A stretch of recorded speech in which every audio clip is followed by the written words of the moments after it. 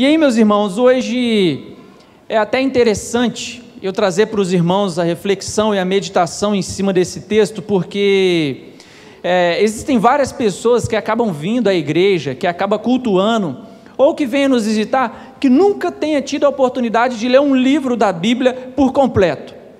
E hoje nós teremos a oportunidade de ler um livro por completo, isso mesmo, nós vamos ler todo o livro de Filemão, toda a carta que Paulo escreveu a Filemão. Mas fique tranquilo, nós não vamos sair daqui amanhã de manhã não, porque, como todos podem ver, é uma carta singela, pequena em sua escrita, mas ela é repleta de conhecimento e aplicação para os nossos dias. Amém?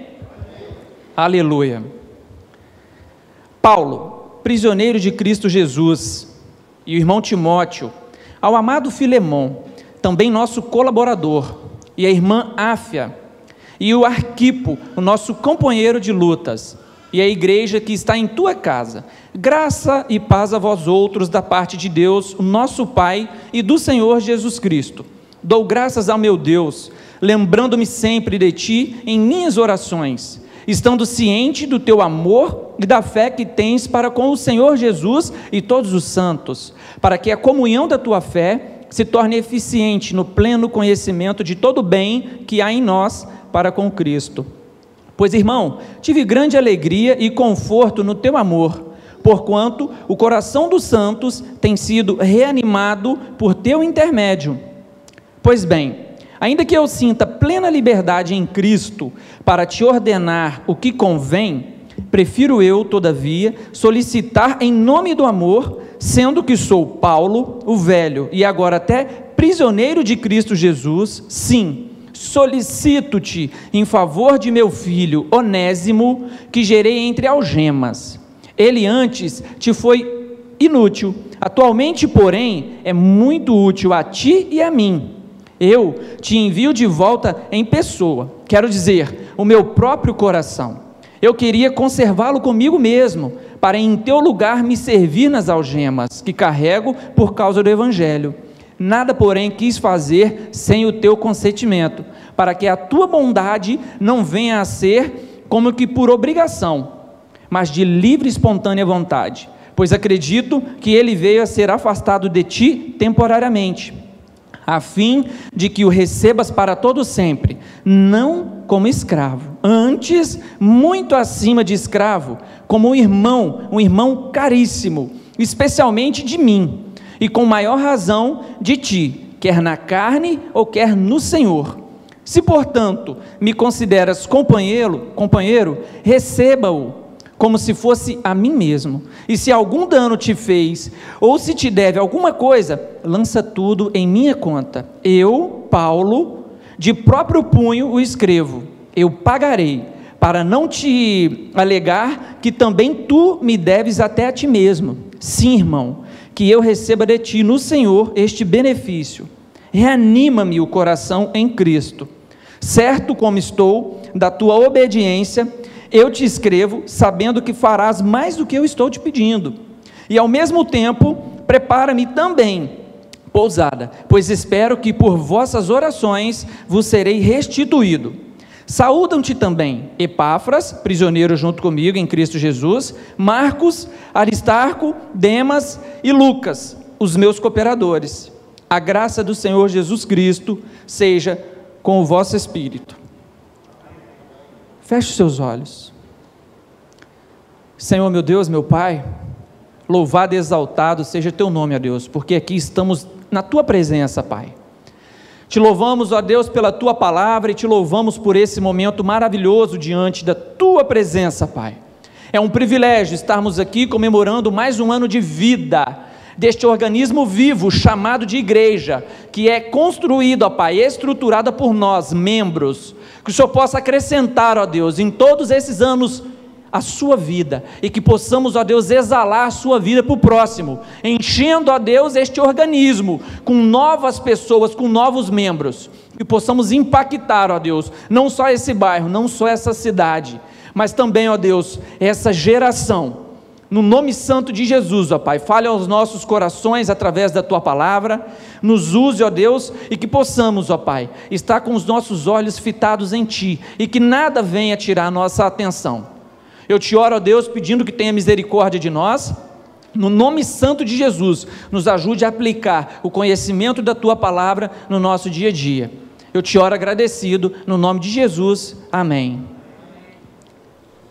Pois bem, meus irmãos, então hoje, quem nunca tinha lido ainda um livro inteiro da Bíblia, pode dizer que já leu. Então hoje, quem disse que nunca, já pode sair daqui, que pelo menos algo já aprendeu.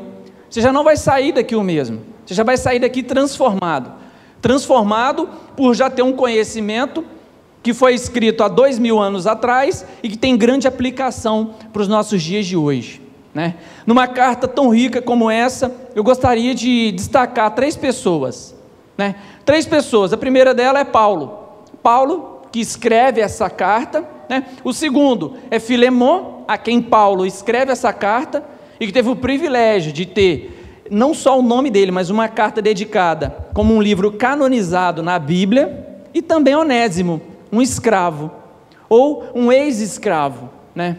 Só que para que nós possamos ter um entendimento do porquê que Paulo escreve essa carta a Filemon, porquê que Paulo está pedindo para Filemon receber Onésimo de volta, eu vou contextualizar para os irmãos. Esse período que Paulo escreve essa carta foi a primeira vez que Paulo tinha sido preso, né? E acredito que todos tenham conhecimento da história, mas Nero colocou fogo em Roma, e aí ele tinha que culpar alguém para não ser o principal culpado, ele simplesmente coloca a culpa em Paulo. Então Paulo é preso. Paulo é preso não simplesmente porque prega o evangelho, porque só pregar o evangelho naquela época não era o suficiente para que ele fosse preso, até mesmo porque ele tinha ali, ele era cidadão romano, ele era cidadão grego, então somente por isso ele não poderia ser preso. Só que por ter ateado fogo então em Roma, era um motivo muito bem embasado. Então isso faz parte da história, tanto secular quanto a história bíblica que nós seguimos, né? Que Paulo ele foi preso exatamente por isso. E quando ele estava preso na sua primeira vez, ele não estava preso em um calabouço, afastado sozinho, ele estava preso em um local onde ele poderia receber algumas visitas, onde ele poderia receber algumas pessoas, interagir, conversar, escrever e até mesmo enviar cartas, como nós estamos vendo aqui. E aí o período esse que Paulo escreve essa carta, um período onde o povo de Deus estava sofrendo grande perseguição física, onde muitas pessoas queriam sim matar os cristãos por pregar o evangelho, e também perseguidos por falsas doutrinas que estavam sendo ensinadas naquele período, não muito diferente do que nós estamos vivendo hoje. Naquele período o gnosticismo estava muito em evidência. E o que é o gnosticismo? Eles acreditam até mesmo em uma parte da Bíblia, só que eles negam Jesus como o único suficiente Salvador, eles negam Jesus como Deus. Então eles estavam dizendo que Jesus foi um grande profeta, mas que Jesus não é Deus. E hoje, no tempo no qual a gente vive, nós vivenciamos aí muitas pessoas dizendo que Jesus ele é amor, Jesus ele perdoa todas as coisas, e Jesus ele não veio para nos lançar no inferno, e também é um falso ensinamento nos nossos dias de hoje. Então nós não estamos vivendo num tempo tão diferente de quando aquele povo estava também vivendo. O povo ali de Colossos, é a cidade onde Filemão morava, né? O povo ali de Colossos também estava seguindo esse tipo de perseguição, até mesmo dentro dos locais onde tinha os cultos. Os cultos nessa época não acontecia como nos dias de hoje, em templos estruturados como o nosso. Os cultos nessa época eram feitos nas casas dos irmãos. E Filemão era um homem de extrema condição financeira, onde tinha uma casa muito bem estruturada, e em sua casa ele recebia as pessoas para cultuar. E é então que Paulo toma conhecimento de quem é Filemon, toma conhecimento aí de quem que é Áfia e Arquipo, que é a filha dele e também o seu genro, né, que é citado na Bíblia, que eles continuam pregando a palavra, quando o pastor dessa época, que era Epáfras, também vai preso.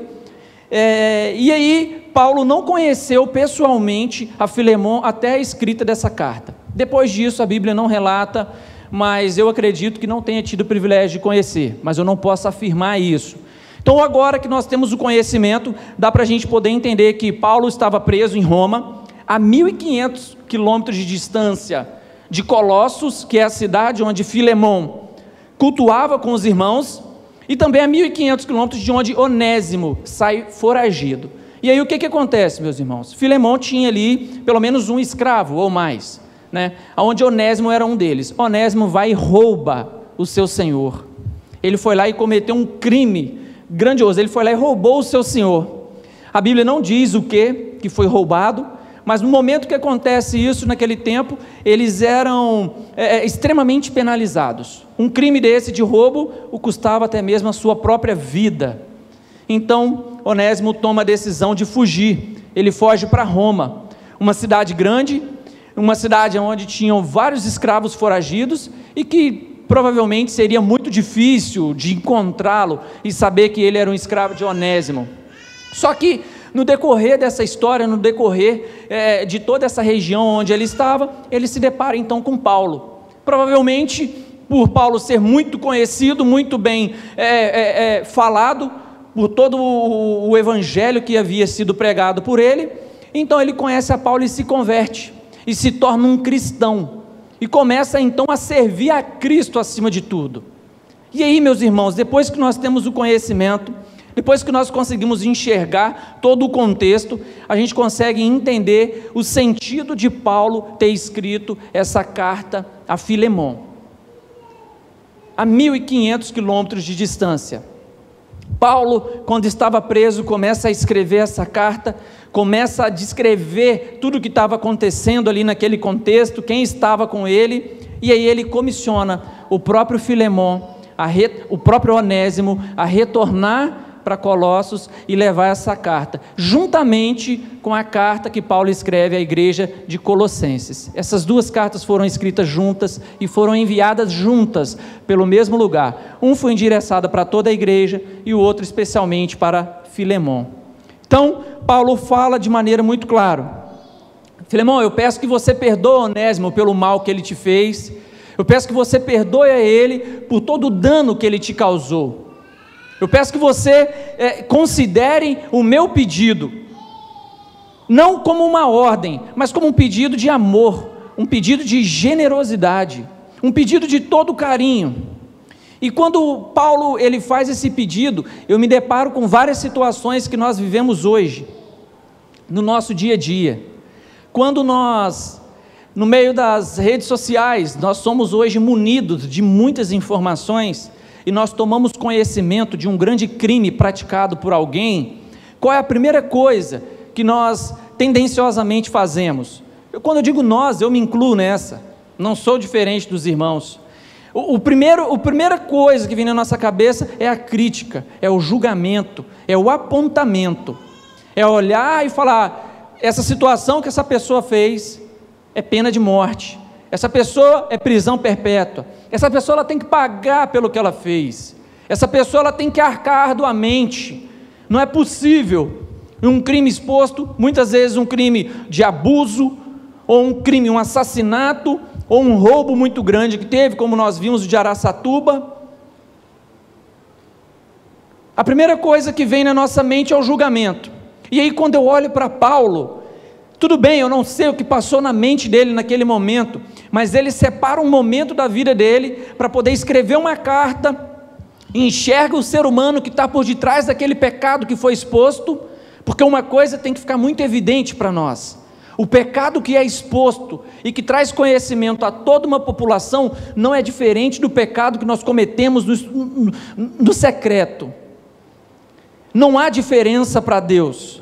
As consequências e o dolo, o peso, com certeza tem, mas quando nós pecamos, nós somos afastados da glória de Deus, nós deixamos de nos relacionar com Cristo. Só que muitas das vezes nós somos privilegiados, porque os nossos pecados não são evidenciados. Aqui, no meio de comunicação, numa época onde a escrita era o principal meio de informação, Onésimo ele foi altamente exposto a um pecado que ele cometeu ao seu Senhor.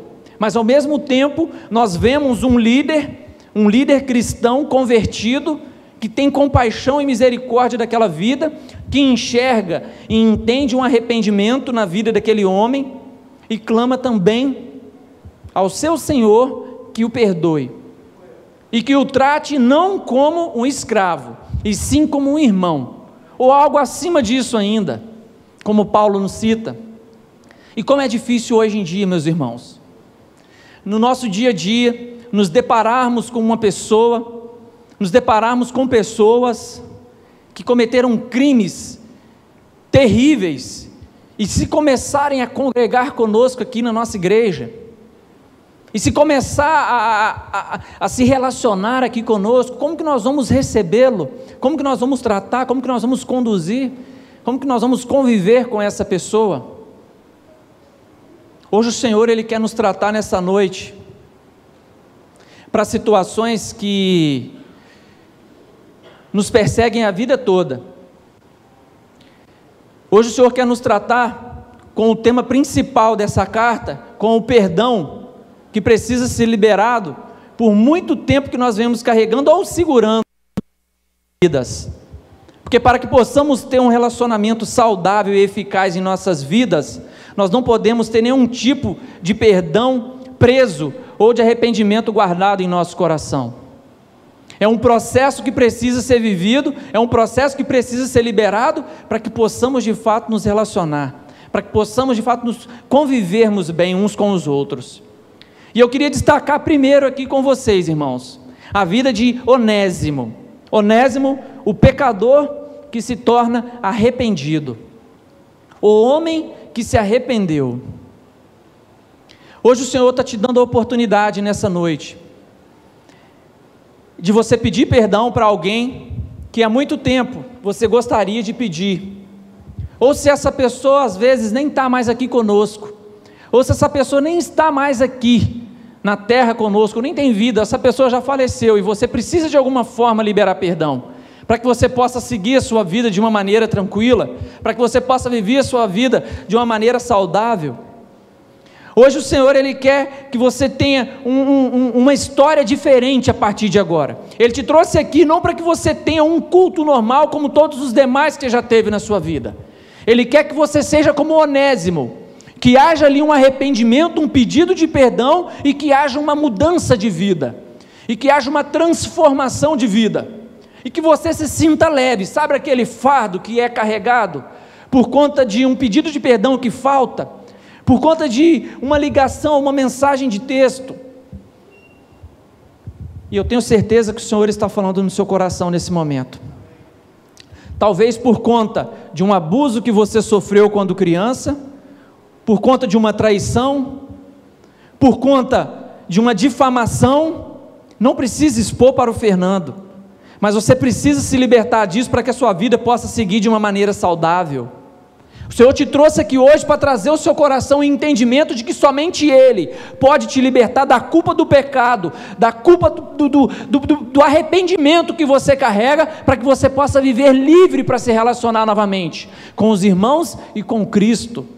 Se isso te impede de te relacionar com o Senhor, a partir de hoje não mais. A partir de hoje iremos nos posicionar como Onésimos, e eu estarei aqui intercedendo a Cristo, para que Ele possa perdoar, para que Ele possa sim, liberar o perdão diante de vocês. É uma oração que eu vou fazer alegoricamente, porque todos vocês têm livre acesso ao Senhor em pedir, sabe? Não deixe, meus irmãos, que isso venha impedir o seu crescimento espiritual. Não venha deixar Onésimo a 1.500 quilômetros. Ele poderia muito bem ter dito: Paulo escreveu essa carta, eu não quero saber de mais nada, já faz muitos dias mesmo que eu estou viajando, já faz muito tempo que eu estou passeando aqui, que eu estou caminhando, peregrinando em todo esse caminho, vou pegar essa carta aqui, eu vou rasgar, não quero saber de Filemon, não quero nem saber o que aconteceu, eu já tive perdão mesmo, eu vou desviar aqui o meu caminho, eu não vou no meu destino final, eu não vou lá para Colossos, onde está o meu Senhor, e me redimir. Ele poderia ter tomado essa decisão, ele poderia ter desviado o seu caminho. Hoje você tem aqui duas escolhas: você pode sair daqui decidido e ir em busca do teu perdão, para que você possa seguir a sua vida tranquila. Hoje você pode sair daqui e ir para o seu destino final, e a partir de então, você começar a viver a sua vida, se relacionando com Cristo de uma maneira leve, saudável, porque é isso que Cristo quer para a sua vida, nada mais do que isso, meus irmãos. Então o primeiro é Onésimo, aquele que precisa, o arrependido que precisa do perdão, e que através da liberdade do perdão, ele começou a conviver em pé de igualdade com todos os demais. Porque quando nós somos perdoados, não há diferença, não há acepção. Nós somos todos iguais diante de Cristo. Olhamos então para Filemon, um homem rico, um homem cheio de posses, aonde foi injustiçado, aonde ele tinha sido roubado pelo seu escravo. Imagina você, dono de uma empresa, que confia todos os seus bens nas mãos de um funcionário que você cria como filho. Você tem muito orgulho em falar desse funcionário, confia tanto que você nem faz conferência do seu caixa, ele fecha a caixa, ele conduz tudo, só que depois de muitos anos, você olha para o lado e vai fazer ali um balancete, vai fazer ali uma conferência dos seus valores, você vai observar que foi roubado a vida inteira, por aquele que você tanto confiou, por aquele que você tanto amou, por aquele que você tanto teve a oportunidade de ajudar e tanto ajudou. Aí você tem também duas opções: ser misericordioso para com ele, viver uma vida tranquila, ou você ser rancoroso. Pode até mandar matar. Filemon podia até mandar matar. Eu nem sei se ele mandou, se deu tempo, quando Onésimo fugiu, não sei, a Bíblia não diz, então eu não vou afirmar. Mas observem que Filemon, ele tinha essas duas opções, e ele então se posiciona, ele se coloca diante de uma posição de misericórdia. Ele recebe de braços abertos a Onésimo, ele recebe de braços abertos a carta na qual Paulo escreve, e ele decide então ter não mais um escravo, ele decide então ter um irmão em Cristo, e construir uma nova história, e ter um novo tipo de relacionamento, e seguir uma nova vida. E aqui então eu identifico um outro tipo de pessoa, um outro tipo de oportunidade que nós temos, de sermos misericordiosos, de liberarmos o perdão, de seguirmos a nossa vida de uma maneira muito leve. Talvez você não precisa pedir o perdão, mas você precisa liberar. Ah, mas eu não fiz nada, Filemon também não tinha feito nada, e ele sim, como um convertido em Cristo, ele foi misericordioso, ele liberou ali um perdão, ele não quis carregar o fardo, ele não quis lembrar de que era um escravo, de que ele foi lesado. A Bíblia não diz qual é o valor, mas pode ter sido uma boa fatia daquilo que Filemon tinha. Imagine, irmãos, hoje você tem a oportunidade de ser misericordioso e sair daqui transformado, e sair daqui com a decisão de abençoar, de perdoar e de se reconciliar. E aí então nós olhamos para Paulo, diante de uma situação onde ele é um dos principais líderes daquela época, ele é uma das pessoas mais influentes daquela época. Nos dias de hoje ele teria aí 200 milhões de seguidores no Instagram, no YouTube e em tudo. Nos dias de hoje ele era um digital influencer, um grande youtuber, ele seria um grande influenciador. Imagina quantos seguidores Paulo não teria hoje nos nossos tempos, e o quanto ele não seria perseguido pelas suas falas, por tudo que ele pregava. E aí Paulo, sendo um grande influenciador, poderia ir nas redes sociais dele como um grande juiz e tomar um partido e falar: é isso mesmo, Onésimo te roubou, isso não está certo, a gente precisa fazer alguma coisa, Bolsonaro, Lula, eu preciso que vocês venham aqui, esse cara, o que ele cometeu foi um crime muito grande, vacina sim, vacina não, é que eu não, e ir para as redes sociais e gritar que contra, e é o que a gente vê hoje. Nós como influenciadores, se você tem um seguidor nas suas redes sociais, ou 1 bilhão, você já é um influenciador, tem alguém que te segue, tem alguém que vê as suas postagens, tem alguém que vê o que você publica todos os dias, tem alguém que se espelha em você, tem alguém que olha para as suas atitudes. Assim como todos estavam com os olhos fitados para a postura de Paulo, e naquele momento ele decidiu ser um conciliador, ele decidiu resolver o problema, e não incendiar ainda mais. Ele tinha ali como um dos principais líderes daquela época, ou o principal, né, pastor? O principal líder daquela época, né? O cara na qual tinha uma autoridade. Ele poderia, assim como ele diz na carta, impor. Onésimo, você pode voltar lá para Filemão, que Filemão é obrigado a te receber.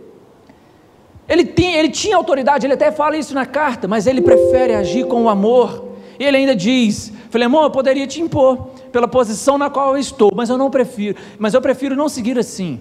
Eu prefiro seguir de uma maneira na qual Cristo me ensinou. E assim também nós como influencers, nós como influenciadores no dia de hoje, precisamos ser um pouco mais, ou muito mais, pacificadores, conciliadores, estimuladores do perdão, estimuladores ali da reconciliação, estimular as pessoas a pedirem perdão, a se posicionarem de maneira arrependida, sabe, meus irmãos, e ser muito menos apontadores. Você sabe por quê? Porque quando nós apontamos, dificilmente aquele ambiente vai voltar a ter um relacionamento saudável.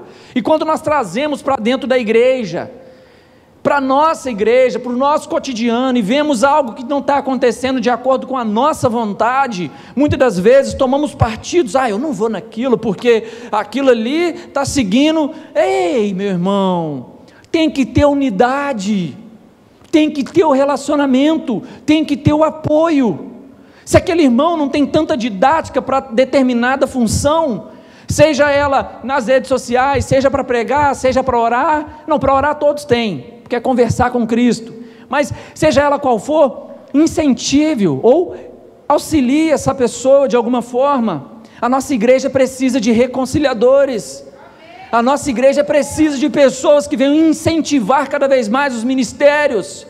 E quando enxergar o erro, o problema no outro, é não apontar, mas é de alguma forma trazer para perto e reconciliar, para que haja um relacionamento contínuo, e a igreja continue crescendo, como cresceu em Colossos e está aqui até hoje. E eu creio em Cristo que ela só está aqui até hoje, por conta dessa postura de reconciliação. Depois que Paulo morre, eu tenho certeza que foi dado continuidade através desse exemplo, e nós precisamos seguir de maneira fiel o exemplo que Cristo nos ensinou, através da vida de Paulo. Aleluia! Sabe, irmãos, o Senhor está levantando nessa noite, Ele quer que saiamos daqui com postura de Paulo, que nós possamos chamar Fernando Paulo, assim como Paulo teve o seu nome mudado de Saulo para Paulo, por uma questão geográfica, né, pastor? Podemos dizer que pela questão geográfica e também pela sua conversão, pela cidadania romana, isso. Então, por conta de sua cidadania romana, ele teve o seu nome mudado, e por conta da nossa cidadania cristã, a nossa cidadania celestial, o nosso nome também vai ser mudado, e a partir de hoje nós teremos o nosso sobrenome de conciliadores. Sabe, meus irmãos, e aqui nós seremos conhecidos como a igreja que é embasada pelo amor, pois só o amor pode trazer a reconciliação. E a vida ela é tão curta para que a gente possa ficar se apegando a detalhes tão pequenos, sabe? Estou olhando para mim, há um ano atrás, irmãos, desesperado por conta de um problema gigantesco que minha mãe descobriu, um tumor no intestino, maligno, que estruturou toda a família, e hoje um ano já se passou, minha mãe foi curada para a glória de Deus, eu já tenho um filho, então olha quanta coisa aconteceu em um ano, e eu nem percebi, parece que hoje era ontem ainda, e aí eu vou ficar me apegando a coisas tão banais, sabe? Às vezes alguém que fez alguma coisa lá atrás, seja igual Filemão e libera logo o perdão, ou se é você que precisa, seja igual Onésimo, vai em busca do seu perdão, e a Bíblia nos instrui, meu irmão, Livro de Mateus, você quer pedir perdão, você vai à pessoa. Se ela não te receber, você chama a testemunha. Vem cá, eu quero pedir perdão àquela pessoa. Não te recebeu, vem na frente da igreja. Eu quero pedir perdão para fulano lá, pode pedir oportunidade. Se ela não te perdoar, aí glória a Deus. Mas continua orando, continua intercedendo. E aí, meus irmãos, só para eu poder finalizar, quando eu vejo todas essas características ativas dentro da igreja, eu não consigo enxergar alguma coisa para dar errado. Eu só consigo enxergar o crescimento da igreja. Eu só consigo enxergar o bom relacionamento. Eu só consigo enxergar o mover do Espírito Santo. Nos meus olhos eu não consigo enxergar nada além disso. Nos meus olhos eu não consigo enxergar nada além disso. E aí não tem fórmula secreta. E aí não tem aqui nenhum tipo de segredo. Basta simplesmente ler a Bíblia e praticar. Basta simplesmente ler a Bíblia e praticar.